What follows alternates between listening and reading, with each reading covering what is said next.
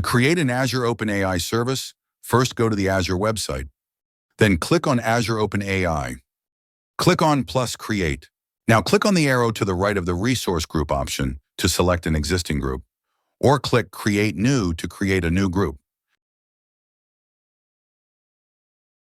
Enter a name and select a pricing tier. The name can only contain alphanumeric characters and hyphens. Then click Next. Click Next again. And click Next one more time. Now click Create. When the deployment is complete, click on Go to Resource. Now click on Keys and Endpoint to view and copy the keys and endpoint. Click on Overview to maneuver towards a chat test. Then click on Explore Azure AI Foundry Portal. In the chat playground, click on Plus Create New Deployment. Then select from Base Models. Select a model from the menu and click Confirm. Click Deploy. And now type in a test query. See the results of the query here.